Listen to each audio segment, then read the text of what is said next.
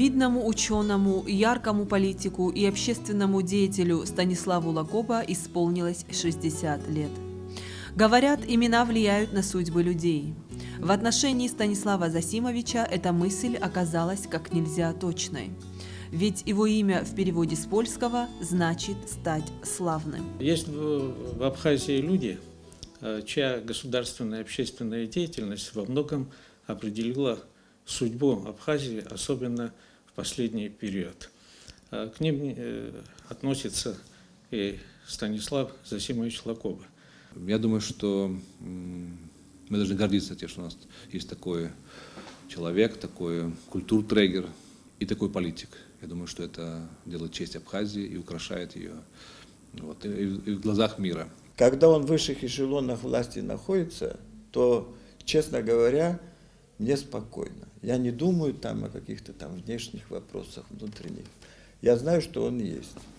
И я думаю, что я не ошибусь, что и другие тоже так думают. Я спокоен за себя и за других, за своих соотечественников. Станислав Лакоба родился 23 февраля 1953 года в Сухуме. Его отец Зосим Лакоба был скромным человеком, традиционным абхазом. От своих родителей Станислав перенял самые лучшие человеческие качества. По роду своей деятельности, обреченный быть на виду, он по характеру вовсе не публичный человек. Вот и во время подготовки передачи о нем отказался от съемок и интервью, и нам пришлось ограничиться только архивными материалами.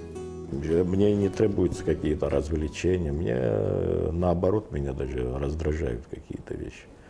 Публичный я вообще-то не сказал бы, что я публичный человек, хотя иногда могу вдруг, не знаю, иногда вдруг, а так нет, потому что на меня публика плохо действует. Здесь, в Синопе, и прошло все его детство. Был он очень подвижным ребенком, и еще тогда в нем чувствовалась смекалка и неуемная энергия. Станислав Зосимович не всегда был такой солидный, как сейчас. В детстве это был очень живой, подвижный мальчик, который часто подпрыгивал и разговаривал на иностранных языках, которые сам придумывал. Он был прекрасный футболист, и в дворовой команде это был центр-форвард, который всегда возглавлял атаки. У меня одна из таких ярких картинок детских воспоминаний, как Славик в тренировочном костюме набивает мяч. Это было просто художественное зрелище. Значит, обоими ногами, вот так вот, потом головой. До 200 раз он мог спокойно набить мяч, вообще не роняя его. Мне, например, никогда ничего подобного делать не удалось.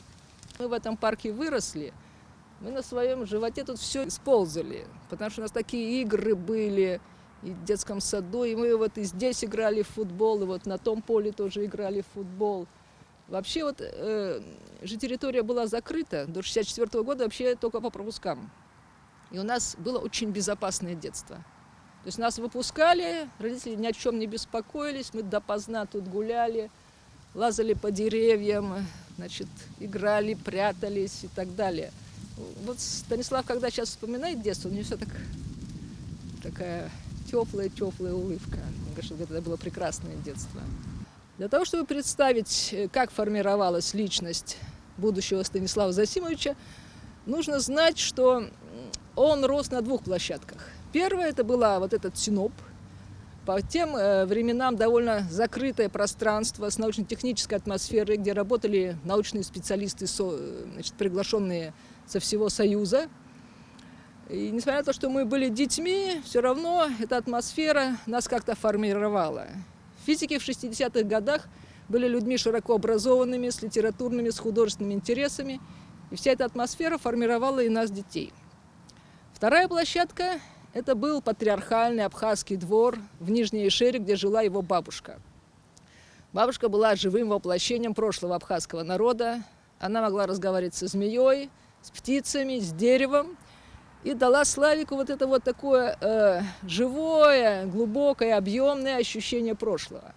Может быть, именно это вот потом сподвигло его в старших классах школы, когда он начал участвовать в археологических раскопках с Юрием Вороновым. В юности он хотел стать археологом, увлекался каменным веком.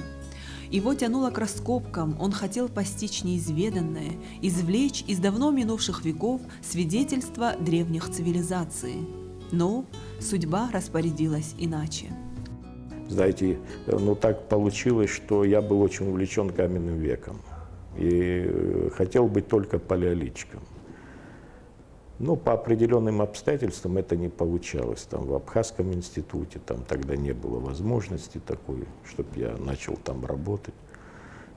Вот. Я учился на историко-филологическом факультете и пришел ректором Зураб Чабадзе, потом университетом стал институт. Но он стал нашим куратором на курсе, и вот я непосредственно уже под его как бы началом, в общем, занимался историей, но вместе с тем я не хотел быть историком, я хотел быть археологом. Для меня это было очень важно. А он этого как-то не понял, Зураб Янурович, и стал обижаться, потому что я был на втором курсе, а он мне предложил уже быть аспирантом. Его аспирантом, это будучи на втором-третьем курсе, он предложил мне быть аспирантом. Вот, и я, естественно, начал отказывать, потому что я не был настроен тогда. Я все же думал, что я вернусь к археологии, все. И в этот период активно занимался литературным творчеством, вот, откровенно говоря. Я уходил, знакомился с людьми, это на природе все происходило. Тогда я уже нашел несколько стоянок очень крупных. Вот. Также я обнаружил еще стоянку Юпсы, такая пещерная стоянка. Это у слияния реки Бзыбь, вот, в Бзыбском ущелье. Очень интересная пещерная стоянка. Потом ее копали Вадим и Димур Бжани. Вот здесь, в Верхних Ишерах, в Лыхны, интересные палеолитические стоянки, то есть древнекаменного века. Ну, почему? Потому что Соловьев тоже очень хотел, чтобы я занялся каменным веком. А он, кстати, открыватель вот самой знаменитой археологической стоянки, памятника, это Яштухская стоянка, вот вы знаете где, в учебниках даже по истории СССР, во всех учебниках вот, приводится как эталонный памятник, вот именно это Яштухская. Вот он был вообще-то открывателем, Соловьев был этой. В молодости Станислав Лакоба также увлекался Востоком, изучал философию дзен-буддизма и даосизма. Любил средневековую японскую и китайскую прозу, но при этом с большим интересом знакомился и с абхазским фольклором.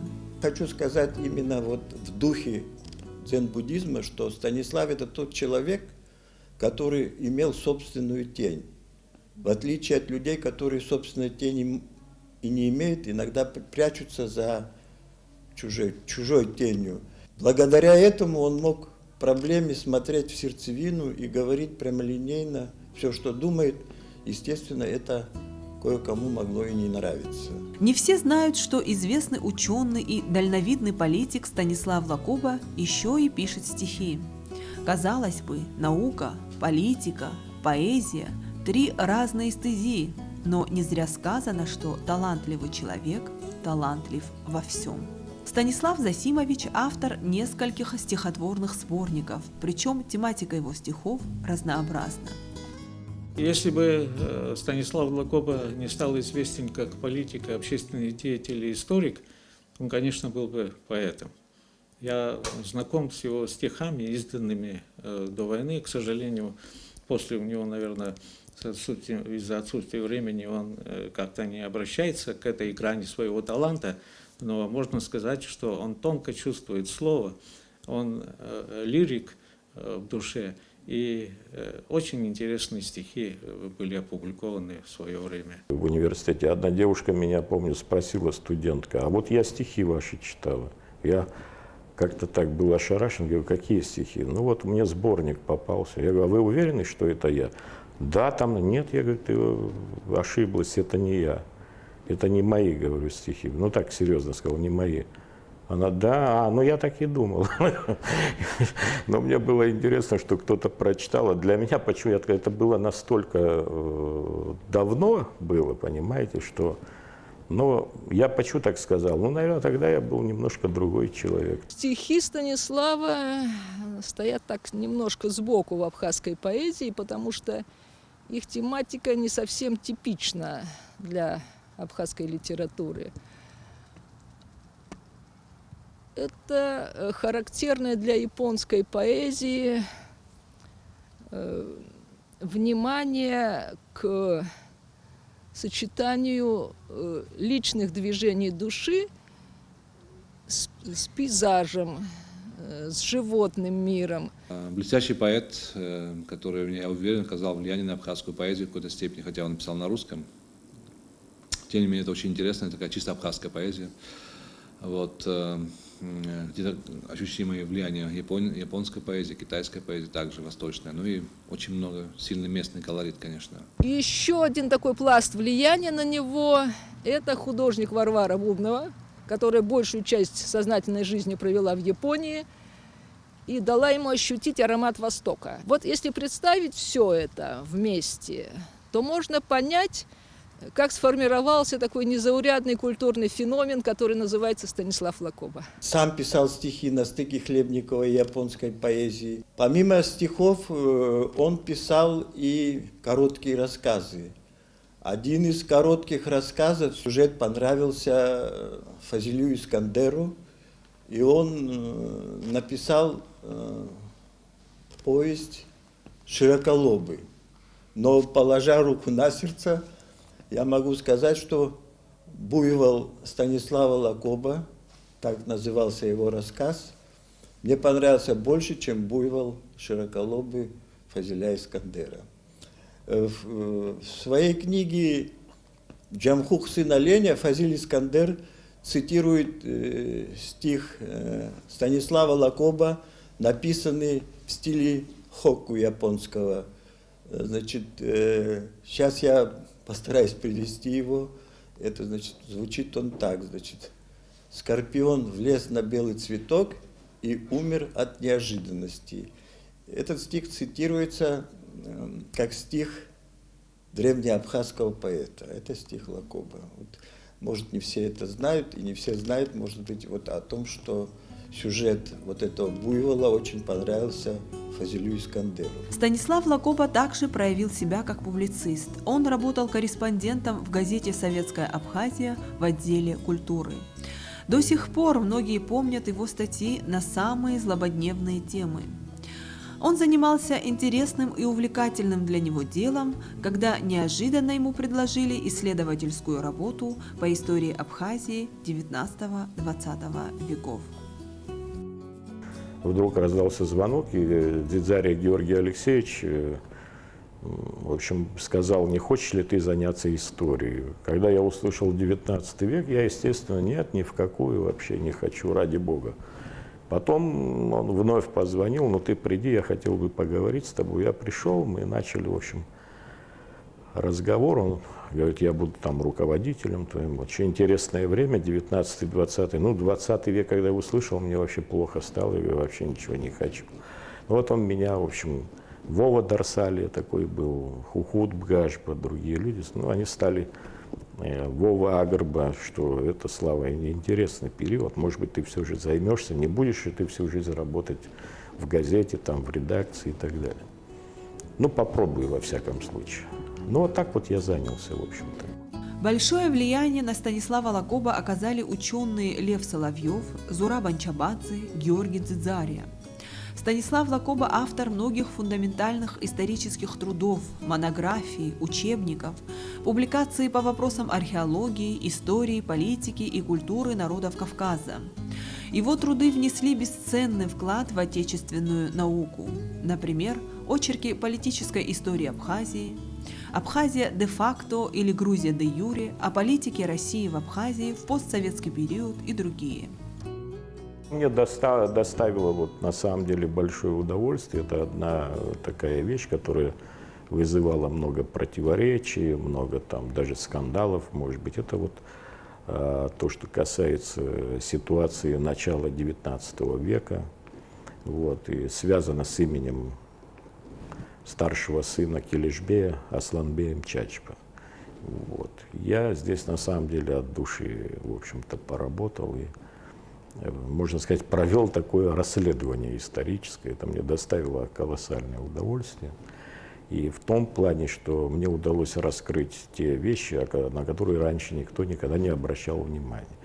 И это меня, в общем-то, удивляло. Я больше всего хочу выделить его большой вклад в написание истории Абхазии 1991-1993 годы. Она переиздавалась 2 раза, где он является одним из основных авторов и главным редактором. Потом он является соавтором учебника «История Абхазии» для средних школ. То есть я хочу сказать, что по этим учебникам, значит, занимаются и в школах, и в университете нашем. А работы его политологического характера, исторического, они изучают дипломаты разных стран и историки. Ситуация 18-21 год вообще не была изучена о первом, собственно говоря, абхазском парламенте. Вот. Это время очень важно, и она вот в его работах, которые изданы в Японии и в учебнике, они более подробно отражены, потому что то, что если не понимая, что произошло между 1918 и 1921, не поймешь, что произошло у нас вот в 92-93 году, 1 к 1 прям. Открылись дни в Сухум-Кале, считается вообще таким, знаете, классикой, таким литературных искусствоведческих эссе по культурной жизни Абхазии вот, на смене веков, 19-20 века. Всем известны его такие проникновенные работы о жизни Нестора Лакоба, его трагической судьбе. Очень много материала было найдено Станиславом Лакоба по этой теме. Также классическая работа «Очерки политической истории Абхазии», которая говорит о трудной судьбе Абхазии в XIX веке, времени присоединения к России, а также и о времени сталинского периода, бериевского периода, трагического периода. Также очень так, емко, так, очень рельефно и на часто очень новых материалах, которые были недоступны, в таких архивах, которые были недоступны, он строит свои заключения, свою аргументацию. Это всегда очень-очень интересно. И будет мысль такая очень интересная у него, даже историческая проза у него интересная, не говоря уже о его искусствоведческих эссе и очерках. Он близко дружил и с Бьяной Александровной Шервашидзе Чачба, дочерью художника Александра Чачба, вот, и с Варварой Бубновой, известнейшей художницей, которая жила в Сухуме в период своей жизни последний. Вряд ли кто-нибудь сегодня из серьезных ученых у нас в стране или далеко за рубежами Абхазии, пишущий об Абхазии, не сошлется на его труды. Это невозможно. Без этого никакой труд не будет полноценным. Таков большой вклад его в науку об Абхазии, в историческую науку. Станислав Лакоба несколько лет работал в Японии. В качестве приглашенного профессора он занимался научной деятельностью в Центре славянских исследований Университета Хоккайдо. В этот период Лакоба выпустил ряд монографий о грузино-абхазском конфликте и новейшей истории Абхазии. По словам самого же Лакоба, в политику он пришел на волне исторических событий. И депутатом Верховного Совета Абхазии стал совершенно неожиданно для себя. Он и не думал баллотироваться. За него решили другие. Это на 2-3 день я узнал, что меня вообще выдвинули в депутаты. Это было собрание форума, проходило в Абхазском институте. И мою кандидатуру там назвали и, в общем, поддержали. Вот так я стал кандидатом в депутаты. Я, например, вообще понятия не имел даже об этом и никогда не проявлял никакого желания. Вот. Ну, естественно, мы немало сделали для того, чтобы и Ардзинба стал директором института, Владислав Григорьевич. И вот тогда складывалась такая ситуация, в общем-то, тревожная. Человек был очень такой интересный, хитолог. Мы с ним были избраны в тот довоенный парламент, который в народе потом прозвали «золотым». В этом парламенте, в этот парламент Станислав Лакоба попал не просто потому, что за него проголосовали люди, а потому что его деятельность была хорошо известна народу в период национально-освободительного движения, в которой он сыграл заметную роль. Он, работая в том парламенте, он смог как-то, проверяя КГБ по заданию парламента, каким-то образом ознакомиться и даже переснять их архивы, а потом вот он написал книгу об этом времени, тоже очень интересно. Ну, представьте себе период, когда противостояние с грузинской частью, разделение парламента на грузинскую и абхазскую, стремление грузин ликвидировать государственность Абхазии. И в это время, когда вот такая цель стояла перед Грузией, и она направляла своих агентов, живущих в Абхазии, депутатов грузинской национальности именно на это, конечно, роль Станислава была очень значительна, как человека, историка, знавшего историю Абхазии, знавшего государственность Абхазии. Вырабатывали все, начиная от того, где сидеть, как говорить, как выступать. Ну, для меня, например, это было немножко проблемно. Я вообще был вне политики, по большому счету, да, и в этом, конечно, была очень существенная разница. Станиславу было легче. Я в этом абсолютно уверен, в том плане, что он уже крутился в этой теме. Там самая главная тема была тема грузино-абхазских отношений. Конечно, явно было, что его побаивались, да, потому что ему стоило подняться, и было видно, что напрягаются наши оппоненты, что не просто эмоциональный был там, выпад, либо речь, либо вставки, это была не эмоция. Опять-таки мы приходим к тем фундаментальным знаниям, которые у него есть. Вот это то, чего не хватает часто очень мне. Но Слава, конечно, вот в этом плане, да, даст фору любому. И умение говорить со всеми, вот с тем же Джабой Оселяни, например, да, вот то, что было после войны, например, на переговорах, тот же такой был, ну, как бы приколист, да, это как-то все в шуточки-прибауточки переводил, его шуточки не проходили. В том плане, что Станислав мог шуткой отметить гораздо более высокого уровня. Я просто, когда видел, что идет полнейшая фальсификация и искажение истории, я очень много в этот период, 88-й, 9-й год, очень много ответов написал грузинским историкам. Вот Юра Воронов писал, я писал, еще, может быть, там несколько человек. Но в основном у меня была полемика очень большая, вот и до сих пор она даже продолжается. Но что интересно, многое, что тогда абсолютно не принимали грузинские историки, сегодня они с этим согласны. Со многим тем, что они тогда принимали абсолютно в штыки. Станислав Лакоба был одним из ближайших сподвижников первого президента Абхазии Владислава Артемпа.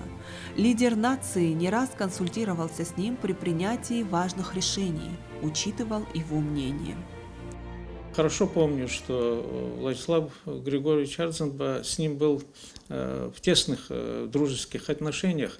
Они ценили друг друга, уважали друг друга, и мнение Станислава для него играло очень большую роль.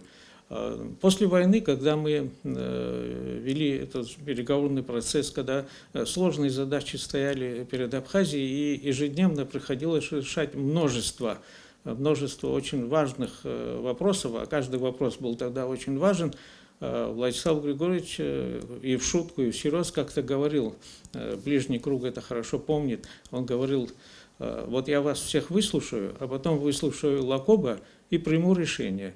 Это говорило о том, что, если отбросить шутку, говорило о том, что он очень ценил мнение Станислава.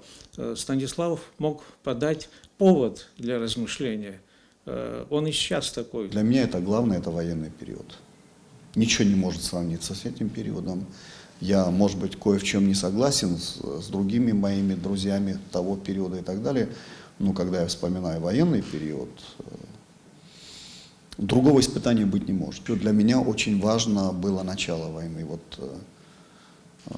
Тогда и Станислав, и Нателла, как-то это был тот период, когда мы максимально сблизились, да, и очень, очень тяжелый был день, когда 3 сентября были переговоры.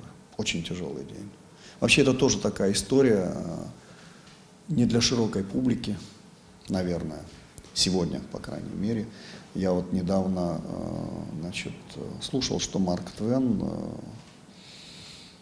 100 лет спустя после его смерти, его дневники стали достоянием. То есть человек продумал, что в тот период, когда он умер, если это будет опубликовано, не будет воспринято в обществе, либо вызовет какие-то моменты. Я думаю, наша история тоже такая, там соткана из очень многих моментов, о которых, пожалуй, не стоит широко говорить, но 3 сентября реальная дата, поездка туда и так далее, то мужество, с которым Владислав Ардзенба, просто в такой прессинга и цейтнота со всех сторон себя повел. Те многие наши товарищи, которые странно очень попали туда, немножко не так себя вели. Все это история, да, и тяжелый день, когда мы вечером 3 сентября смотрели, утром рано, мы шли в этот наш пресс-центр в Гудаутах. Мы пошли с ним не тем маршрутом, который обычно ходили, а совсем другим. Состояние было очень таким тяжелым, просто по виду Владислава было видно, да, что это такое. И чтобы не встречаться. И вдруг мы наткнулись на того человека, на которого вообще не думали натыкаться. И, человек недавно из Сухума только вызволенный, которому пришлось многое пережить. Естественно, у него было такое шоковое состояние. Он кинулся к нам. Все, катастрофа, поражение и так далее. Я такого Станислава еще не видел. Он так на него гаркнул, что все вопросы отпали. И для меня это было очень, потому что я даже не в состоянии был разговаривать на эту тему после того, как это все началось. В буквальном смысле гаркнул. Пошли мы дальше. И что-то отпустило. Я еще раз повторюсь, я как сейчас, как будто заново оцениваю тот день, этот очень-очень тяжелый момент. Не знаю, но он смог. Я растерялся, например, в этой ситуации. Я просто не знал, как мне говорить, при всем уважении к тому человеку, с которым мы встретились. Может, меня это чуть-чуть защемило, а он смог найти выход. И я ему за это благодарен, потому что, когда мы пришли уже в пресс-центр, несмотря на то, что ситуация никак не менялась, уже стали подходить люди, чуть-чуть настрой внутри становился другим. И потом, после того, как прилетел Владислав Ардзенба, и приехали те, кто должен был, либо не должен был с ним там быть, все вместе вернулись. Эта встреча, когда я уже слушал то, что он говорил, я понял, что Станислав меня спас. Именно в том плане, что можно было весь тот хрупкий запас нервов, который находился, его просто... Это все прорвалось бы. Он смог сделать так, чтобы обойтись.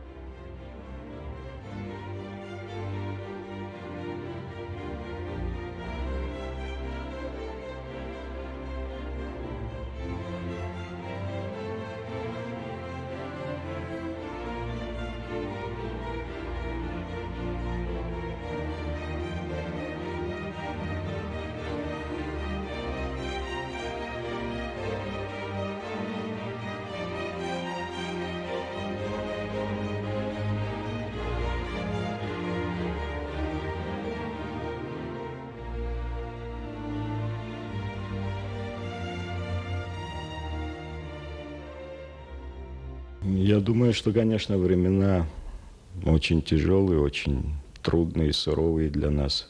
Многие не ожидали того, что произошло. Многие ожидали и знали, что это будет именно так. Я, например, не могу сказать о том, что я, допустим, не знал о том, что может произойти. Может произойти. Многие, когда говорили о независимости, о том, что надо провозгласить и так далее, это бы всегда говорили о том, что это происходит все с кровью.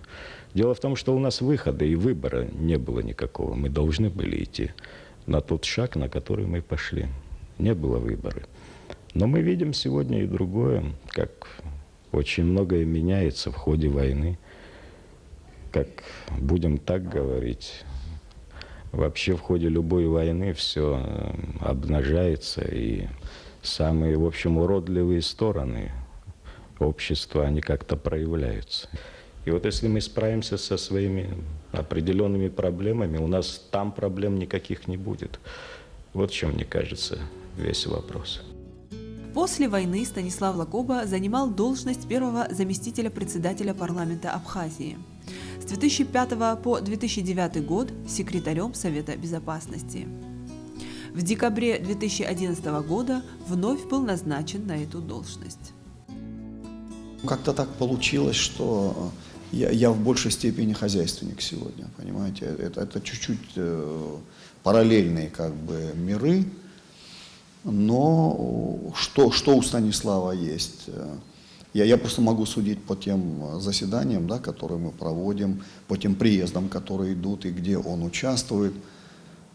Опять-таки такое хорошее понимание ситуации, в большей степени ситуации вокруг Абхазии.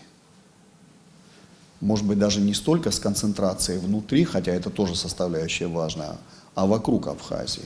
И тут вот чувствуется эрудиция мощнейшая и так далее. Он может вести разговор на любом высоком уровне. И я считаю, что это счастье, что у нас есть такого рода люди, которые могут этим заниматься и могут достойно представлять, опять-таки, нашу страну. Вот он из тех редких, которые столько лет, там с разными разрывами, связанными со многими вещами, вы это знаете, и человек далеко не всегда соглашался допустим, с руководителями, которые были. Но еще раз говорю, это не только потому, что у него характер такой, да, это еще потому, что у него есть свое определенное мнение, которое он считает, например, что оно правильно. По крайней мере, он так в этом уверен, это позволяет ему действовать именно так, как он действует. Станислав Лакоба показал себя как тонкий, дальновидный политик, принципиально и жестко отстаивающий позицию своего государства. Он умеет аргументированно убеждать в своей правоте даже самых ярых оппонентов. Хорошее знание, такое фундаментальное, равного которому, может быть, нет, знание истории нашей, да, вот, народа нашего, государственности нашей в разной форме, давала ему возможность в разговоре с оппонентом так расставлять акценты, что всегда оппонент чувствовал себя изначально такой в проигранной ситуации. То есть вот тут целый комплекс, очень тяжело это сказать, но его умение именно так себя вести, оно было везде. Это и тогда, когда в Гудауту приезжали, значит, разного рода деятели, которые занимались якобы урегулированием грузино-абхазской проблематики, хотя все это было в пользу грузин, естественно, вот, и включая теми переговорами, которые шли в Женеве и так далее. Вот это редкое умение отстаивать, еще раз повторюсь, интересно. Там не было прямой конфронтации, все это было внешне очень культурно, очень достойно, очень цивильно, но тем не менее достаточно жестко отстаивание интересов. Я с ним бывал и на переговорах по грузино-абхазскому урегулированию.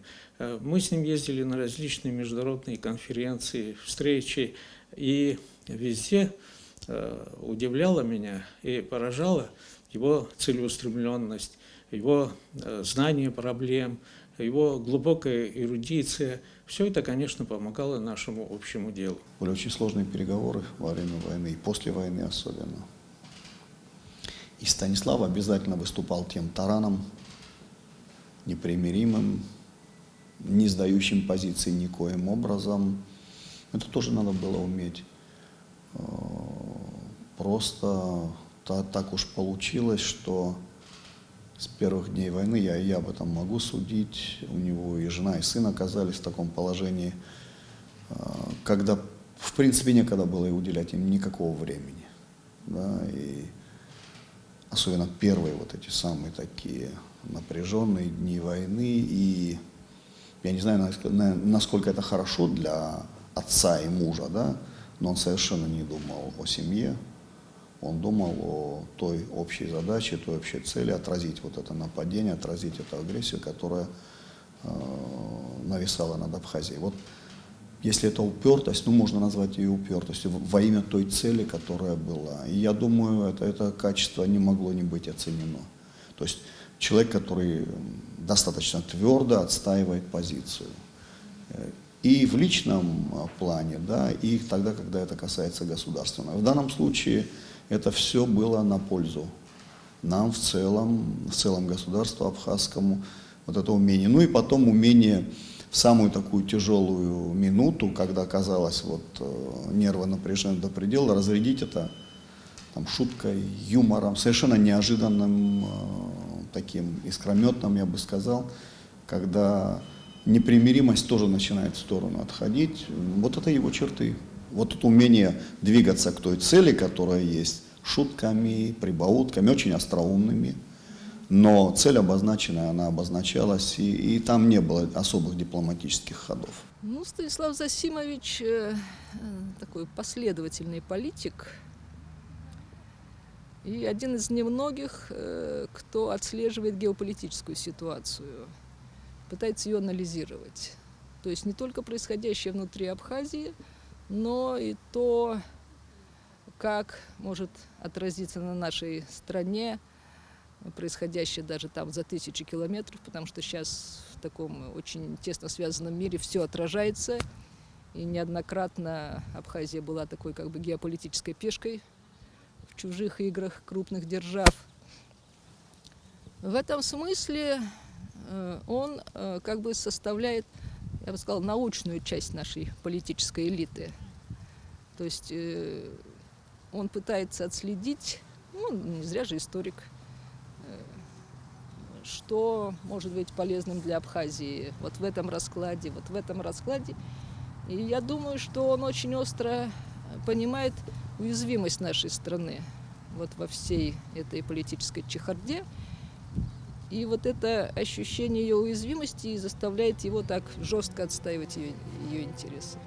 Надо отметить еще один факт, характеризующий Станислава Засимовича. В 2004 году на президентских выборах он баллотировался на пост вице-президента в тандеме с Сергеем Багапш.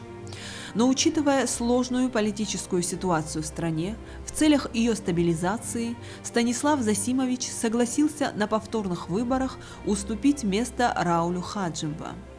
Лакоба пошел на этот шаг решительно, отбросив амбиции, действуя во имя единения своего народа.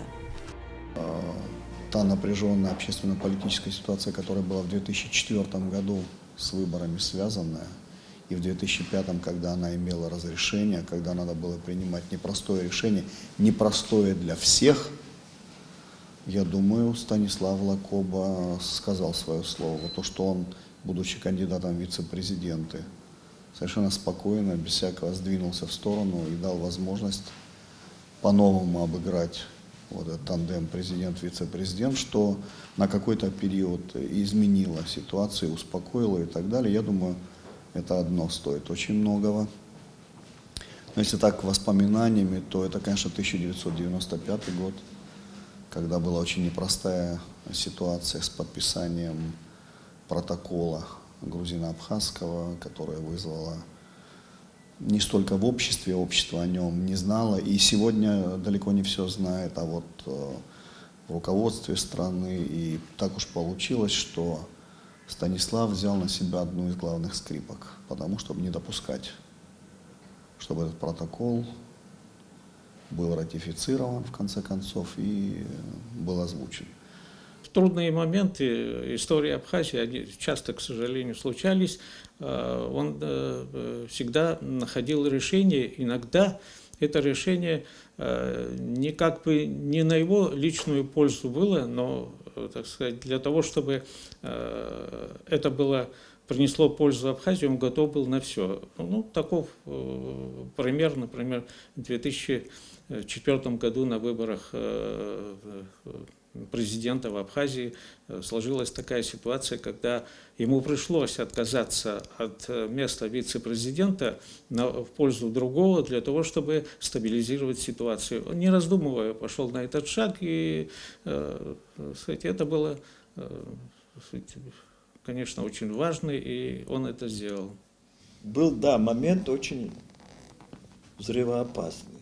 И он не колебля, даже не раздумывая, он, значит, вот пошел на этот шаг. И я думаю, что не всякий так бы сделал. Это как раз тот момент, как вы знаете, в философии экзистенциалистов, когда человек находится в таком пограничном состоянии между жизнью и смертью, и вот тогда то, что он решит, это есть истина. Вот он примерно находился в таком пограничном состоянии, но я не имею в виду там между жизнью и смертью, но это было решение очень серьезное, как бы носит такой исторический характер. Я думаю, что об этом надо, если когда-то там история будет дальше писаться, я думаю, что этот момент обязательно надо отразить в истории, чтобы люди знали. Это говорит о том, что он стремится делать так, как совесть велит. Он хочет делать так, чтобы это шло, вся деятельность шла на интерес государства, республики, а не на личные какие-то цели. Это очень важно. И в этом смысле я думаю, что переоценить его значение для нашего государства просто невозможно. В настоящее время Станислав Лакоба – секретарь Совета безопасности страны. Помимо государственной службы, он является профессором Абхазского госуниверситета. В его планах написать книгу по новейшей истории Абхазии. Станислав Лакоба всегда был истинным патриотом. Для него это важнее, чем должности и регалии. Наша страна ценой крови добилась свободы и независимости, и их необходимо сохранить во что бы то ни стало, говорит Станислав Засимович. Общество наше тоже, в принципе, вот, разное. И, к сожалению, не так много людей, которые могут широко, глобально посмотреть на мир, на события. Очень много у нас, конечно, конформистов появилось. Очень много у нас меркантильности, вот. И это может погубить, кстати говоря. Если увидят, что мы как бы завоевали свободу, независимость, признали, но что мы не стремимся в реформировании государственной машины, что мы не стремимся к чему-то лучшему, то просто все застопорится. И мы можем в любой момент даже и потерять то, что мы приобрели вот, на сегодняшний день. Отзываясь о нем с теплотой и уважением, отмечая все достоинства, друзья признают и непростой характер Станислава Засимовича. Это неординарный человек, не признающий фальши, не прощающий предательства. Человек, который не колеблясь высказывает свое мнение, если даже оно не всегда угодно кому-то. Он далеко не простой по характеру человек. И сказать, что с ним так просто быть другом, тоже нельзя. Ну, творческий человек, творческие люди всегда такие своеобразные. Вот в этом и его отличие тоже. Не всегда удобный, не всегда, значит, говорящий то, что хочется кому-то услышать, но очень важен Станислав Лакоба именно таким, какой он есть. Потому что он, так сказать, государственные интересы ставит всегда выше личных. Это очень важная черта. Для него, так сказать, не стоит особого труда оставить кресло какого-то высокого чиновника. Он с легкостью может с этим расстаться. Иные люди, как мы видим, приклеиваются надолго. У него другое отношение к этому. Я бы сказала, что наряду с сильным характером в нем есть мягкость. Просто на людях это не так часто проявляется. Вот когда он остается в дружеском кругу, это, в общем-то, совсем другой человек, чем публичный. Это очень живой, с большим чувством юмора. В нем проступает что-то пацанское. Он начинает так это хохмить. В этом смысле, в дружеском кругу он очень обаятельный человек. Не такой сдержанный, серьезный, как на людях. Принципиальный и требовательный. Когда видит ложь, неправду и в человеке. Он этого не любит. Очень не любит. Он таких людей не воспринимает, лживых и таких вот двойственных, двуличных. Станислав Лакоба – преданный друг, внимательный, искренний, честный. Он всегда готов понять ближнего своего, поддержать, прийти на помощь.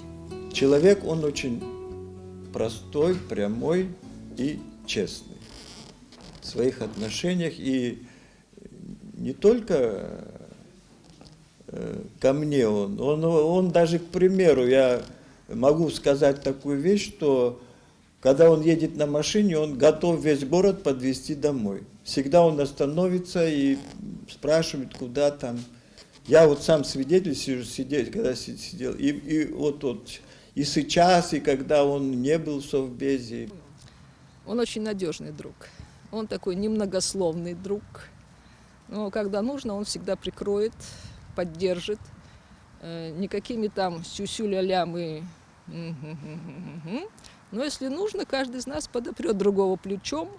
И в этом смысле, конечно, это такое редкое по нашим временам качество, когда ты знаешь, что есть вот безмолвная гора, которая всегда тебя поддержит. Вспоминаю, когда я заболел, врач ему позвонил, что-то не понравилось. Позвонил, вдруг он мне звонит и говорит: ты знаешь, завтра или послезавтра ты должен лететь в Москву, билет уже там, все в порядке, не волнуйся. Все, я, правда, опешил. Вот, и мне было приятно. И там в Москве тоже позвонили. Станислав Засимович умеет ценить домашний уют и большое значение придает творческой атмосфере в кругу своих близких. К этому, конечно, располагает и профессии членов семьи. Его супруга – музыкант, брат – скульптор, а сын, помимо технической профессии, в совершенстве освоил искусство фотографии. Его очаровательная жена, которая прекрасно играет на фортепиано. Сейчас она преподает, когда-то она давала целые концерты в Тбилиси. Она очень мягкий, обаятельный человек и очень женственная. Такая вся. Вот, это как бы вот такая подлинная, изысканная женственность. Не ха-ха-ха-ха-ха, а вот мягкая. И как бы они составляют такую контрастную пару. Он такой солидный, она такая женственная. Вот. И я помню, что когда он начал за ней ухаживать, я надеюсь, он мне простит эту небольшую раскрытие тайны, он написал стихотворение, принес, показал мне, я уже поняла, что он влюблен. Она там не называлась, но, в общем, так это все было лирично, как он там взял ее за руку. Вот.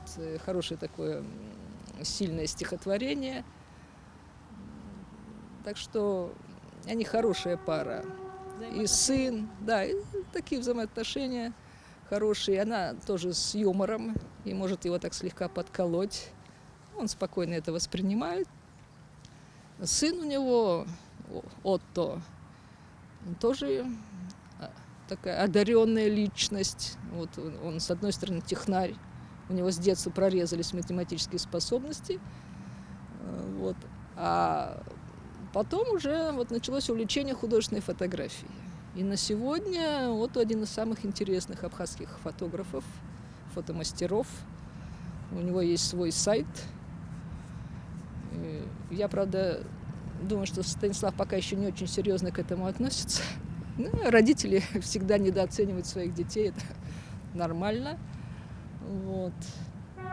Так что, такая хорошая творческая семья. Музыка, брат Гена скульптор. Вот. То есть в семье много талантов, много интересов, много, так сказать, такого творческого воздуха. Поэтому Станиславу можно только позавидовать и пожелать, чтобы все это так и продолжалось. 60 лет немного для абхаза. Станислав Засимович находится в расцвете творческих сил. Вот я бы пожелала ему, у него очень многое есть, жизнь к нему достаточно щедра. Вот мне бы хотелось по-дружески, чтобы он больше двигался, больше гулял, был на свежем воздухе и, так сказать, как бы больше следил за своим здоровьем. Потому что абхазское долголетие тоже с неба не падает. Это был соответствующий образ жизни. И для того, чтобы сейчас достичь хотя бы минимального предела абхазского долголетия, нужно вести активный образ жизни. Хочется пожелать Станиславу Зосимовичу крепкого здоровья. И я уверен, что он будет нас еще много раз радовать своими очень интересными, очень неординарными историческими работами, культурологическими работами. И также, как явно, что он будет функционировать как яркий политик Абхазии. Я, конечно, ему хочу пожелать очень долгих лет жизни, радости, семейных, каких только можно пожелать, что это, я надеюсь, в недалеком времени и свадьба сына и так далее, и так далее. Мы не женщины, нам возраст скрывать не надо. 60 лет, я считаю, хороший возраст для мужчины. Время, когда можно будет оглянуться назад. И я думаю, ему, оглянувшись, будет нормально. Я думаю, он в этой жизни действовал в первую очередь во благо не себя никоим образом. Ну и ему это в истории зачтется. Один из великих сказал: «Быть человеком – это чувствовать свою ответственность». Возможно, именно чувство ответственности перед собой, своим народом, его прошлым и будущим сделали Станислава Лакоба таким, какой он есть. И, как его именитый родственник, выдающийся государственный деятель Абхазии Нестор Лакоба, Станислав Зосимович войдет в летопись нашей страны. И не только как крупный исследователь отечественной истории, но и как один из тех, кто ее творил.